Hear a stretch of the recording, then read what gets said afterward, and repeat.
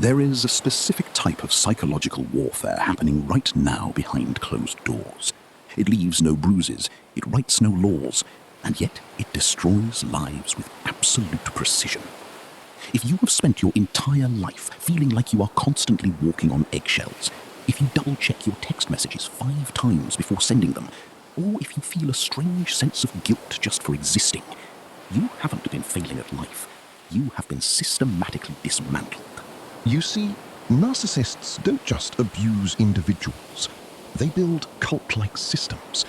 If you grew up with a narcissistic parent or ended up in a long-term relationship with one, you were assigned a specific hidden role to play. In this video, we are going to look at the 4 psychological traps families use to control you, how this changes your actual brain chemistry, and the exact strategy to break free. Watch this until the very end, because the 4th role is the most dangerous, and it's the one almost nobody talks about. If you've been feeling like you're losing your mind, let's finally look at the data and fix it. Before we map your family role, we have to look at your brain. The biggest mistake survivors make is asking themselves, why did I stay so long? Or why didn't I see the red flags? The answer isn't that you were weak. The answer is that your brain was hijacked by a biological phenomenon known as an intermittent reinforcement schedule. Narcissistic relationships operate exactly like a slot machine. In the beginning, there is the idealization phase. They shower you with validation, affection, and promises. Your brain is flooded with massive spikes of dopamine and oxytocin. It feels like the ultimate safe haven. But then, the switch flips. The abuser pulls away, becomes cold, or unleashes sudden rage. Suddenly, those feel-good chemicals vanish, replaced instantly by cortisol and adrenaline. Your brain enters a literal state of chemical withdrawal. You begin frantically changing your behavior, working yourself to exhaustion just to get that next unpredictable drop of affection. You aren't just dealing with a difficult person. You are dealing with a biological addiction. To keep you in this addictive loop, they use gaslighting. But let's look at what gaslighting actually does to your mind over a 5, 10, or 20-year period. When someone you love repeatedly tells you that your memory is wrong, that events you witnessed never happened, or that you are interpreting things maliciously, your prefrontal cortex, the part of your brain responsible for logic and decision-making, literally down-regulates. You stop trusting your own senses. You start keeping notes on your phone just to prove to yourself that you aren't losing your mind. You become entirely dependent on the abuser to tell you what is real and what isn't. This is captivity by design. Now let's zoom out.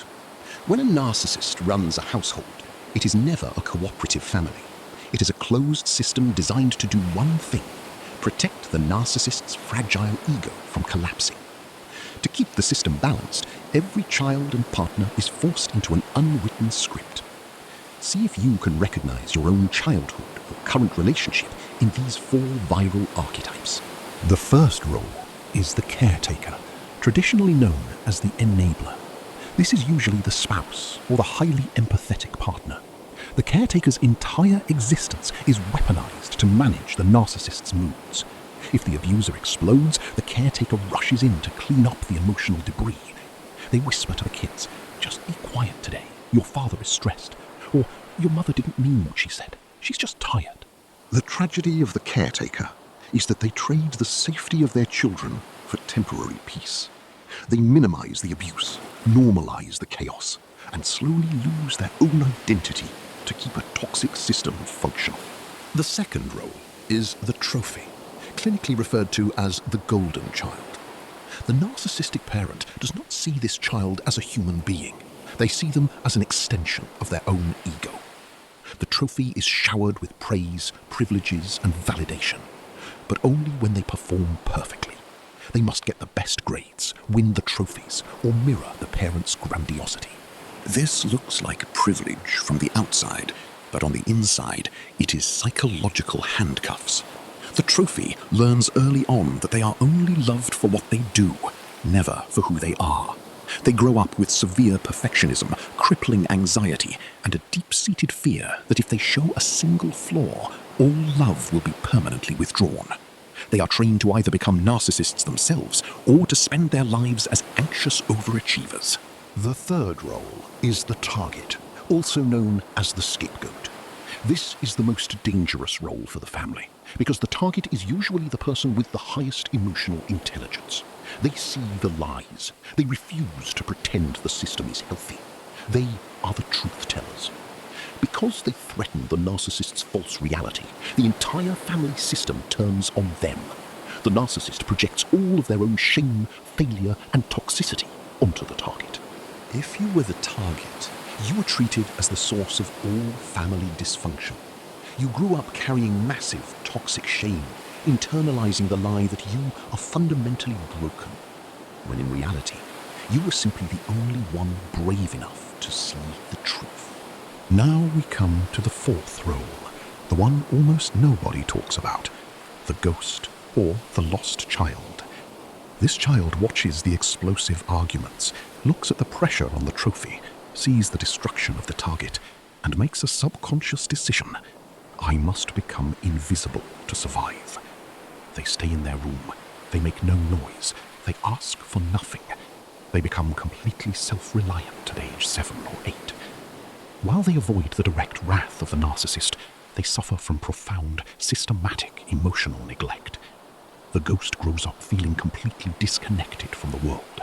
They struggle with intense loneliness, a lack of direction, and a deep, quiet belief that their presence on this earth doesn't matter to anyone. A pathological system cannot survive if it stays local. The moment a victim tries to pull away, seek help, or break out of their assigned role, the narcissist deploys a series of defensive strategies designed to crush your credibility and cut off your escape routes. The narcissist's greatest fear is exposure. If you decide to speak up or leave, they will launch a preemptive strike known as a smear campaign. They don't wait for you to tell your story. They go to your friends, your relatives, and your community networks first. They don't present themselves as angry. They present themselves as heartbroken. They say things like, "I'm so worried about them. They've become so unstable lately." Or, "We've tried everything to help them, but they are just so toxic." By painting themselves as the victim, they make sure that by the time you reach out for help, the people around you have already been brainwashed. Once the smear campaign is active, the narcissist recruits proxies, what behavioral experts call flying monkeys. These are often well-meaning family members, aunts, uncles, or mutual friends who have fallen for the narcissist's act. But they're your parent, you only get one. Can't you just swallow your pride for the holidays? They love you so much, you're breaking their heart. These phrases are incredibly toxic because they completely bypass your suffering. They are weaponized guilt trips designed to force you back into your compliance box so the family can go back to pretending everything is perfect. It leaves you feeling entirely isolated, wondering if maybe you really are the crazy one. If you are watching this and your chest feels tight because this sounds exactly like your life, I want you to listen to me very carefully. The cycle ends today. You did not choose the role you were forced to play, but you have absolute power over whether you keep playing it. To escape a pathological system, you cannot use standard relationship advice. You need a highly tactical survival protocol. Here is exactly how you build your lifeboat. Step 1. Shift from relation to transaction. The grey rock method. If you cannot go completely no contact immediately due to kids, finances, or legal issues, you must implement the grey rock method. Narcissists feed on your emotional reactions, whether it is anger, tears, or defense. That reaction is their fuel. When you use the grey rock method, you remove all fuel. You become as boring, uninteresting, and unreactive as a grey stone on the ground. No explanations, no defenses, no emotional variance. When they realize they can no longer get an emotional rise out of you, they will eventually look elsewhere for their fix. Step 2. Build your chosen family, the 4 allies.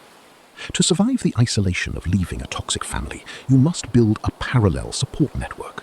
You cannot look for validation from the people inside the burning house. You need to recruit 4 specific allies for your inner circle. 1. The trauma-informed guide, a therapist who specializes explicitly in CPTSD and narcissistic abuse. If a therapist tells you to compromise with an active abuser, find a new therapist immediately. 2. The reality anchor.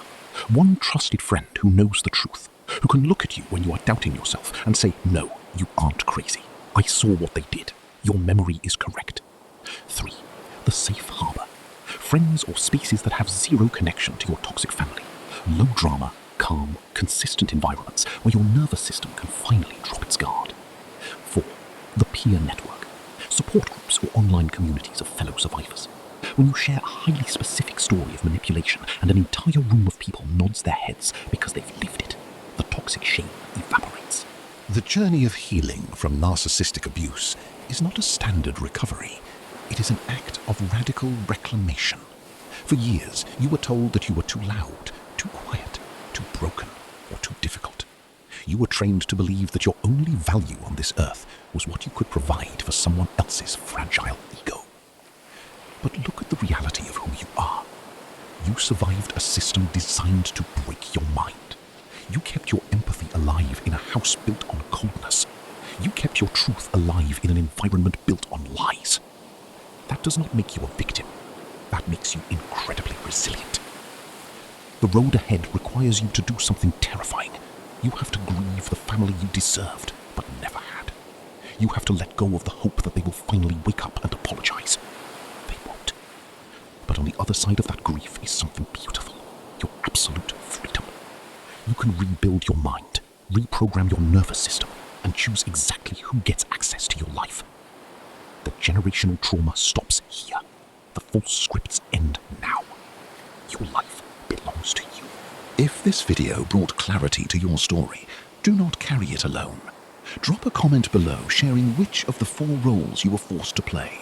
Let's show everyone reading the comments right now that they are not alone. Light up that like button, share this video with one person who is currently doubting their own sanity, and subscribe to join our community of survivors. Stay strong, protect your peace, and keep moving forward. I'll see you in the next video.